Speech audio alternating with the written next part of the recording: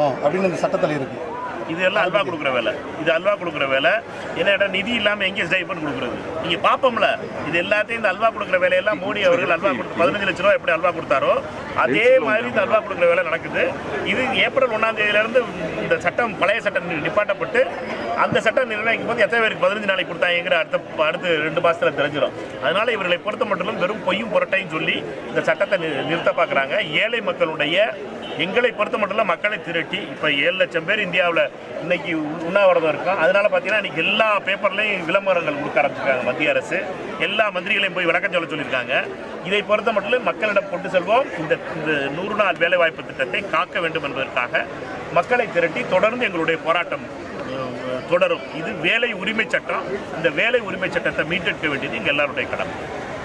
நிறுத்தல 125 நாள் கொடுத்தது இது பொய் பிரச்சாரம் பண்ணுறாங்க. முதல்ல 120 நாள் கொடுக்குறதுக்கு பணம் இருக்கணுமே.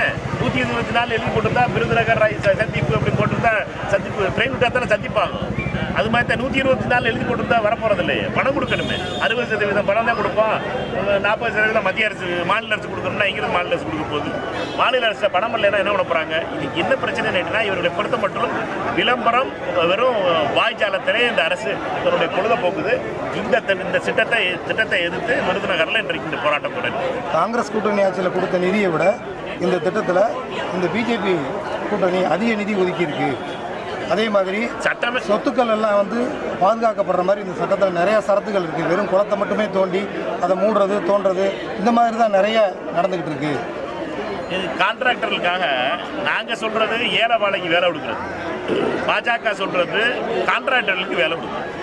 கான்ட்ராக்டர்களுக்கு வேலை கொடுத்தீங்கன்னா கமிஷன் கிடைக்கும். ஏழை வேலைகள் வேலை கொடுத்தீங்கன்னா அவங்களுடைய வாழ்க்கை பெறும். பாஜகவை பொறுத்த மட்டும் கான்ட்ராக்டர்களுக்கான கட்சி நடத்துறது, கான்ட்ராக்டர்கள் கமிஷனில் நடக்கிற அந்த கட்சி ஓடுது. கான்ட்ராக்டர் வாழ்க்கையை காப்பாற்றுறது அவருடைய வாழ்க்கை. அதனால அவர்கள் சொல்வது என்னென்னா கட்டடம் கட்டிடுவோம், நாங்கள் ஏர்போர்ட் கட்டிடுவோம், நாங்கள் அதை கட்டிடுவோம், இதை கட்டிடுவோம் கதை விட்டுக்கிட்டு இருக்கிறதுனா அதுதான் கதை.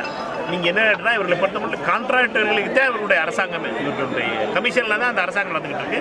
அதனால இவர்கள் கமிஷன் வாங்குவதற்காக இந்த திட்டத்தை மாற்றியிருக்கிறார்கள். இதை எதிர்த்து எங்களுடைய போராட்டம் தொடரும். சரியா? மகிழ்ச்சி. மற்ற